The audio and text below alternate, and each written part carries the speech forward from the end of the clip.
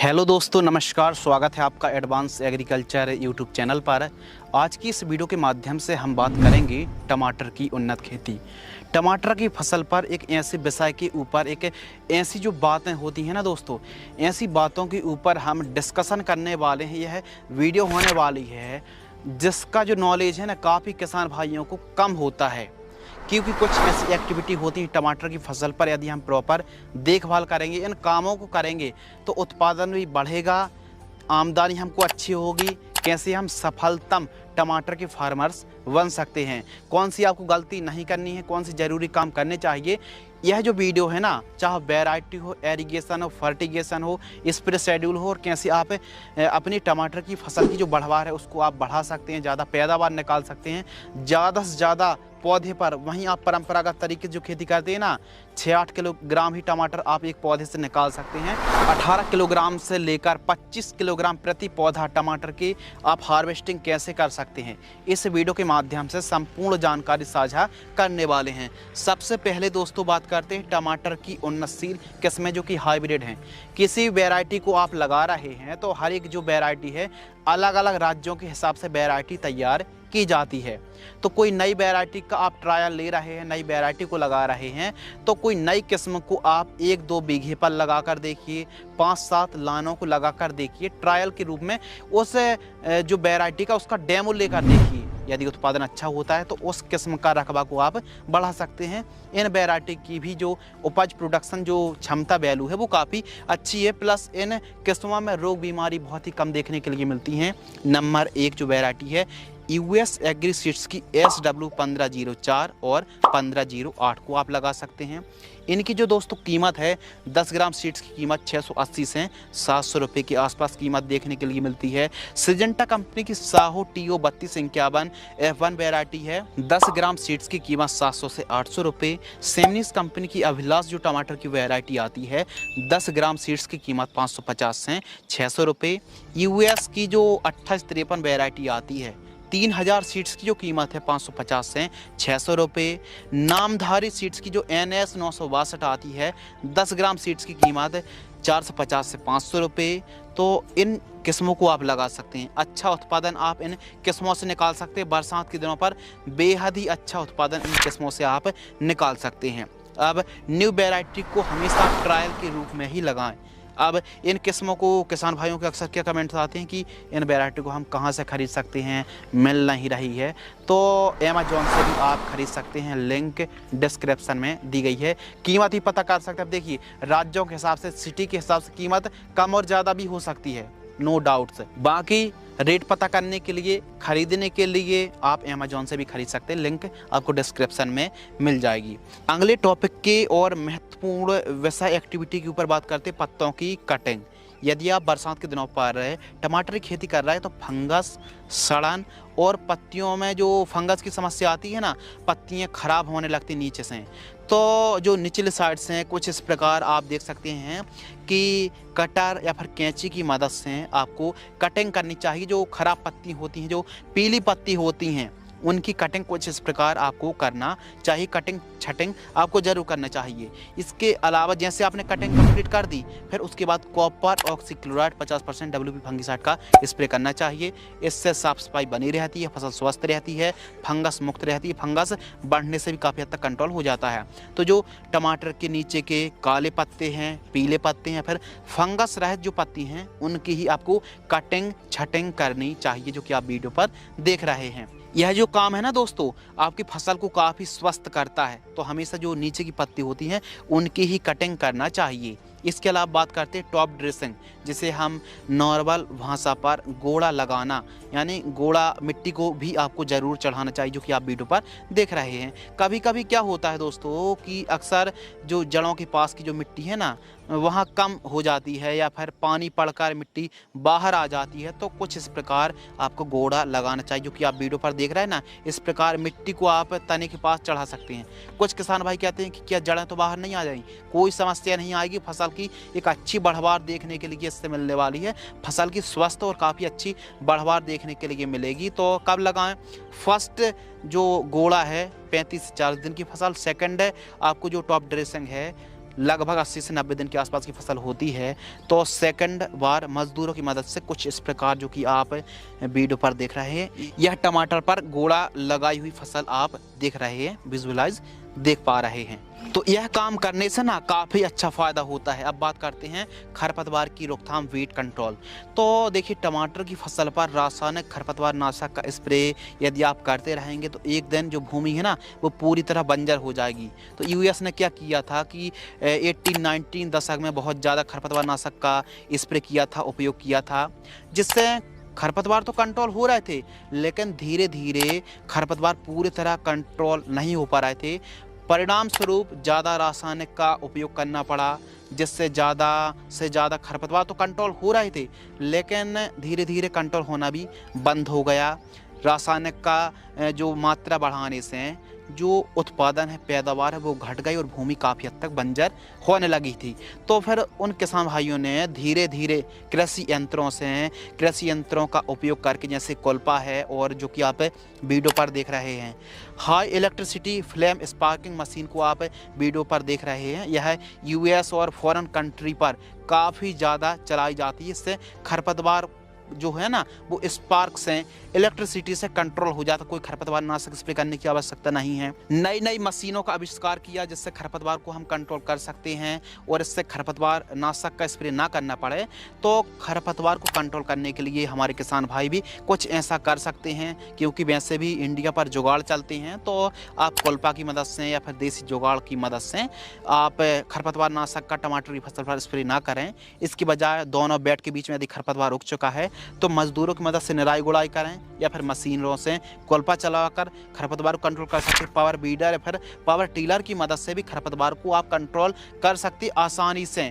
तो ठीक उसी प्रकार यदि हम पावर बीडर मशीनों की मदद से यदि हम हेल्प लेंगे, मजदूरों की हेल्प लेंगे और खरपतवार नाशक का स्प्रे नहीं करेंगे ना, तो जो भूमि एकदम स्वस्थ रहेगी और उपजाऊ क्षमता भी काफ़ी अच्छी रहने वाली। तो खरपतवार नाशक स्प्रे आपको बिल्कुल भी नहीं करनी चाहिए। यदि हमारी टमाटर की फसल पर खरपतवार का जमाव रहता है तो इससे माइट्स है, थ्रिप्स है, वाइट फ्लाई और फंगस को बढ़ने का अवसर मिल जाता है, फैलने का और भी ज़्यादा मौका मिल जाता है। तो इसीलिए साफ सफाई रहना बहुत ज़्यादा ज़रूरी है। फसल चक्र को आपको अपनाना चाहिए और 2-3 बार आपको बेसल डोज जरूर प्रयोग करना चाहिए टमाटर की फसल पर एक अच्छी पैदावार निकालने के लिए। तो जो बेसल डोज है, NPK वाला आप कॉम्बिनेशन भी ले सकते हैं।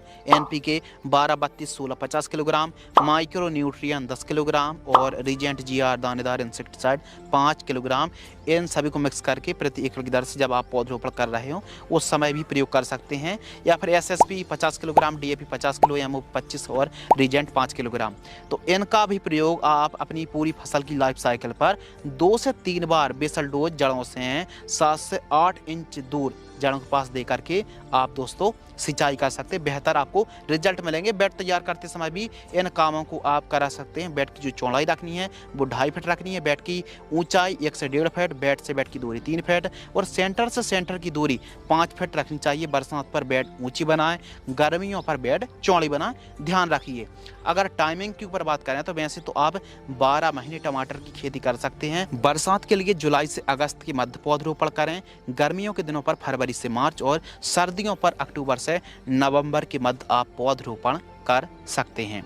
मल्चिंग पेपर, देखिए मल्चिंग पेपर जो है ना, इससे लगाने से जड़ों का ज़्यादा विकास होता है, खरपतवार का जमाव नहीं होता है, कीट नियंत्रण होते हैं, कम सिंचाई की आवश्यकता पड़ती है, मिट्टी में नमी बरकरार रहती है, पानी का वाष्पीकरण नहीं होता है, खेती में जो मिट्टी का जो कटाव है ना वो नहीं होता बरसात के दिनों पर। इसके अलावा पौधे लंबे समय तक सुरक्षित रहते हैं। इसके अलावा पौधे को प्रॉपर न्यूट्रिएंट मिलते हैं और साथ ही दोस्तों ब्लैक और जो सिल्वर वाला है ना, ऊपर साइड सिल्वर और निचले साइड ब्लैक वाला मल्चिंग पेपर आपको लगाना चाहिए। तो काफ़ी ज़्यादा फायदे हैं। यदि मल्चिंग पेपर नहीं लगाते हैं तो आप सूखे घास को भी कुछ इस प्रकार बिछा सकते हैं। जो घास होता है उसको भी आप बिछा सकते हैं, इससे खरपतवार का जमाव नहीं होता है।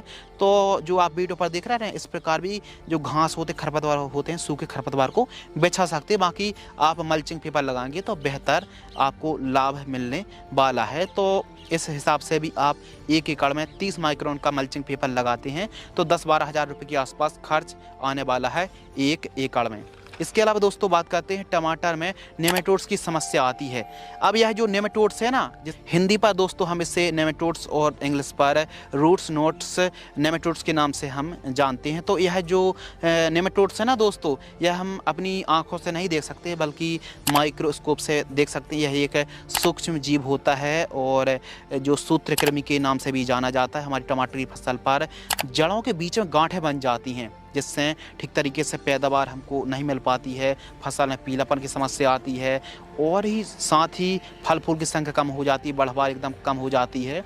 तो समस्याएं तो कई हैं। नेमेटोड्स के प्रकोप के कारण यह जड़ों में प्रवेश करके जाइलम और फ्लोएम जो मार्ग होता है ना, उसमें बाधा उत्पन्न करता है, जिससे पौधा भोजन नहीं बना पाता है, प्रॉपर न्यूट्रिएंट नहीं ले पाता है, जड़ों का अच्छे से विकास नहीं हो पाता है और बीच में गांठें बन जाती है। इससे सीधा सीधा पैदावार घट जाती है और धागा नुमा यह कीट होता है, बिल्कुल बारीक होता है, माइक्रोस्कोप पर कुछ इस प्रकार दिखता है जो कि आप वीडियो पर देख रहे हैं। यह सालों साल तक भूमि के अंदर जीवित रह सकता है। इसके लिए गहरी जुताई कराएं, नीम खाद, नीम खली का प्रयोग करें। बायर कंपनी की बेलम प्राइम भी आप 500 ml प्रति एकड़ की दर से ड्रिंचिंग कर सकते हैं, या फिर अदामा इंडिया कंपनी की नेमिटज का भी प्रयोग कर सकते हैं। बायोलॉजिकल जो फंगस है ना दोस्तों, इसका भी आप प्रयोग कर सकते हैं। पेसिलोमाइसिस का भी, जो कि आप वीडियो पर देख रहे हैं नाम, इसका आप प्रयोग कर सकते हैं। 1.5 किलोग्राम आप 1 एकड़ में प्रयोग कर सकते हैं। इसके अलावा नेमेटोड्स हमारी फसल पर ज़्यादा ना फैले, कंट्रोल करने के लिए गेंदा को भी आप लगा सकते हैं। गेंदे से हैं जो नेमेटोड्स हैं वो कंट्रोल होते हैं। यदि दोस्तों आप गेंदे को लगाते हैं खेत के चारों साइड, तो अन्य चीज़ की आवश्यकता नहीं है, अन्य एक्टिविटी करने की। गेंदे को जरूर लगाएं, इससे नेमेटोड्स कंट्रोल होता है। ट्राइकोडर्मा प्रयोग करें। सॉइल एप्लीकेशन से जो हमने चीज़ों के नाम बतलाए हैं, इनका प्रयोग करना है।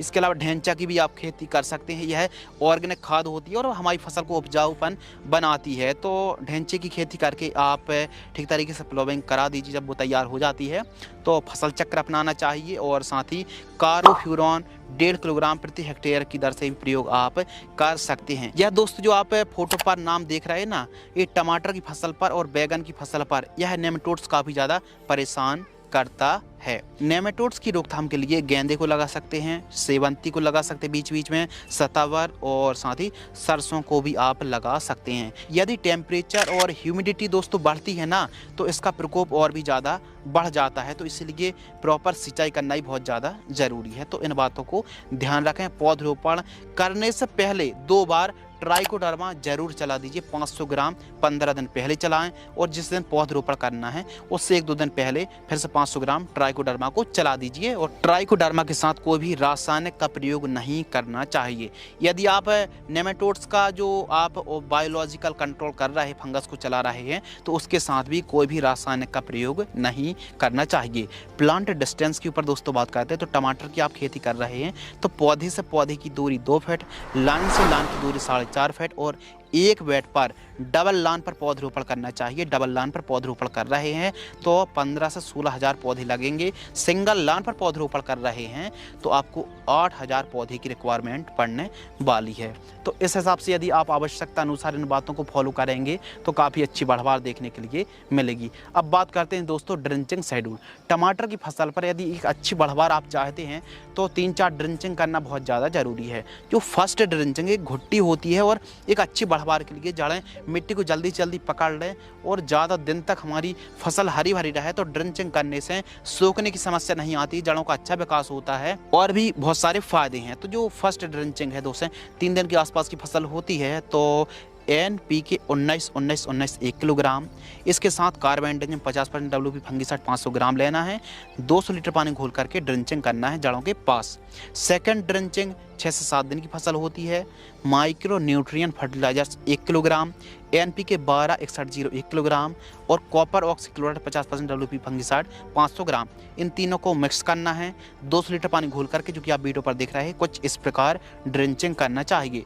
तीसरी ड्रिंचिंग 10 से 12 दिन के आसपास की फसल होती है तो 200 लीटर पानी लेना है।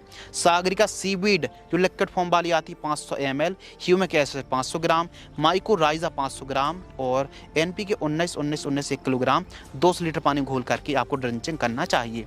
सिंचाई के ऊपर दोस्तों बात करते हैं तो टपक सिंचाई से आप खेती करते हैं तो पैदावार बढ़ने वाली है। 2-2 दिनों की अंतर रख के आप ड्रिप से सिंचाई कर सकते हैं। फ्लैट एरीगेशन से 10 से 12 दिनों का अंतर रखें। इस हिसाब से आवश्यकता अनुसार आपको सिंचाई करनी चाहिए। नर्सरी की रोपण करने से पहले डाव एग्रोसाइंस की डेलीगेट यानी स्पाइनोटोरम 11.7% SC इंसेक्टिसाइड 2 ml प्रति लीटर की दर से आपको स्प्रे करना चाहिए, जिससे नर्सरी कीट मुक्त रहे और अच्छी पैदावार देखने के लिए मिले। यदि अधिक बरसात हो रही हो तो आपको क्या करना चाहिए? अधिक फंगस आते हैं, मौसम खराब होता है, अधिक टेम्परेचर और सड़न की समस्या यदि होती है तो इसके लिए देखिए बहुत ज़्यादा बरसात हो रही है तो कुछ ज़रूरी जो बातें जो सभी किसान भाइयों को पता नहीं रहती है, कुछ ही किसान भाइयों को यह बातें पता रहती हैं। इन बातों को फॉलो करेंगे तो बहुत फ़ायदा होगा। तो इसके लिए बरसात के दिनों पर सल्फर की डस्टिंग कर सकते हैं, कॉपर की डस्टिंग कर सकते हैं और साथ ही कार्बेंडाजिम प्लस मैंकोजेब की भी आप डस्टिंग कर सकते हैं। तो डस्टिंग करने से जो पाउडर होता है ना फंगिसाइड का, उसकी डस्टिंग ब्रॉडकास्ट करना है, स्प्रे करना नहीं है, डस्टिंग करना है। तो कपड़े की मदद से भी, कपड़े की पोटली बनाकर भी डस्टिंग कर सकते हैं। यदि ज़्यादा बरसात हो रही हो और बरसात होने की संभावना हो तो देखिए कम से कम 2 घंटे तक तो बरसात नहीं होनी चाहिए यदि भरपूर आप रिजल्ट चाहते हैं तो। इसके साथ सिलिकॉन चिप को मिलाना जब भी आप स्प्रे कर रहे हैं, और यदि आप सिस्टमिक कीटनाशक है, सिस्टमिक फंगिसाइड का स्प्रे करेंगे तो बेहतर आपको रिजल्ट देखने के लिए मिलने वाला है। टमाटर की फसल पर स्प्रे के साथ साथ आप जो भी आप टमाटर की फसल पर स्प्रे कर रहे हैं ना, थोड़ा सा NPK का स्प्रे करने से परहेज कर सकते हैं। यदि आप स्प्रे के साथ NPK को मिक्स कर रहे हैं, चाहे 1261 हो, 0050 हो, 13045 हो, तो इनका यदि मिक्स करके स्प्रे करते हैं ना तो इससे पता है नुकसान क्या होता है? जो आप फंगिसाइड ले रहे हैं, जो आप कीटनाशक ले रहे हैं, इनका मिक्स करके स्प्रे करने से फंगिसाइड और इंसेक्टिसाइड के रिजल्ट कम हो जाते हैं।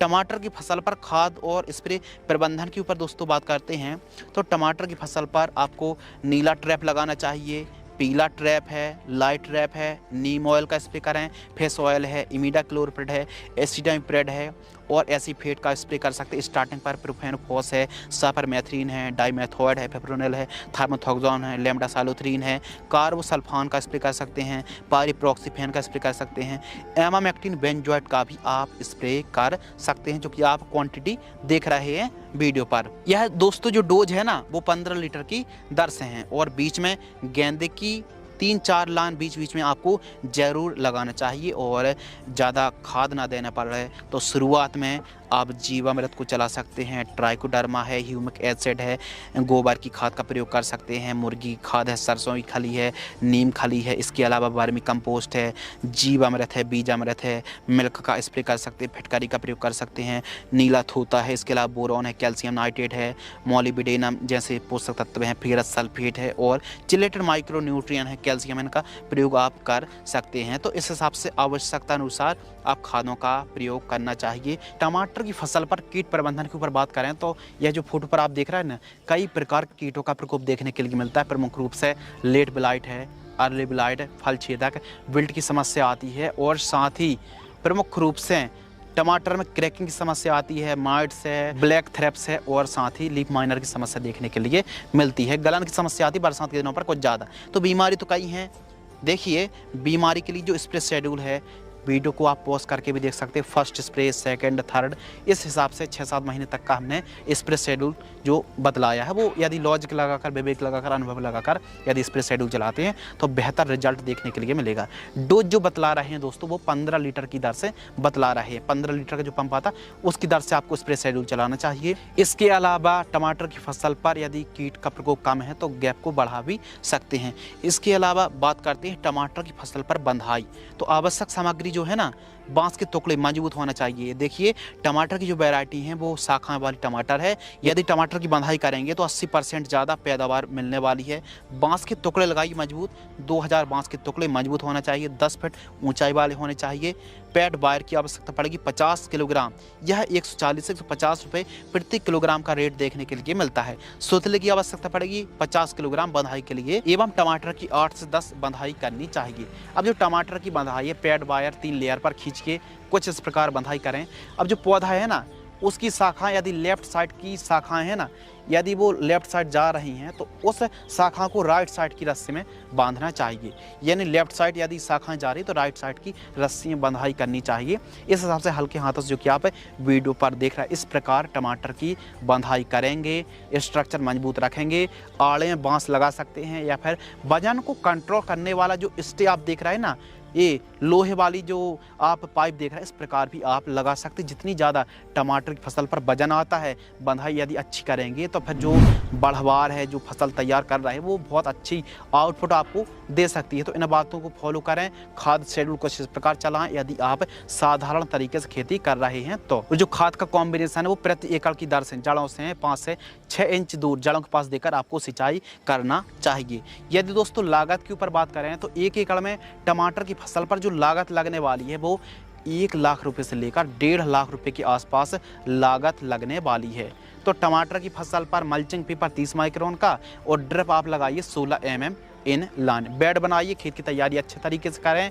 और हाँ दोस्तों, टमाटर की फसल पर एक अच्छी पैदावार के लिए बोरॉन है और कैल्शियम नाइट्रेट का प्रयोग आपको जरूर करना चाहिए। साथ ही यदि हम बाजार भाव के ऊपर बात करें तो हमारे किसान भाइयों को एक एवरेज जो रेट देखने के लिए मिलता है 15 रुपये से लेकर 10 रुपये से लेकर 30 रुपये 35 रुपये प्रति किलोग्राम तक का रेट देखने के लिए मिलता है। उत्पादन के ऊपर दोस्तों बात करते हैं तो टमाटर का जो उत्पादन है वो आप 80 से लेकर 90-95 टन तक आप 1 एकड़ से उत्पादन निकाल सकती है यदि आप व्यवस्थित तरीके से, वैज्ञानिक तरीके से खेती करते हैं। उत्पादन भूमि के हिसाब से, केयर के हिसाब से, फर्टिगेशन, इरिगेशन और स्प्रेइंग के हिसाब से जो उत्पादन है वो घट और बढ़ भी सकता है। लाइफ साइकिल के ऊपर दोस्तों बात करते हैं, टमाटर की जो लाइफ साइकिल है ये 8 से 9 महीने बड़े आराम से चलने वाली है यदि बंधाई करेंगे, केयर करेंगे, देखभाल करेंगे तो इस हिसाब से केयर करेंगे। और मुनाफा नेट प्रॉफिट के ऊपर अगर हम दोस्तों बात करें तो टमाटर की फसल पर सभी लागत को काटकर आप 1 एकड़ से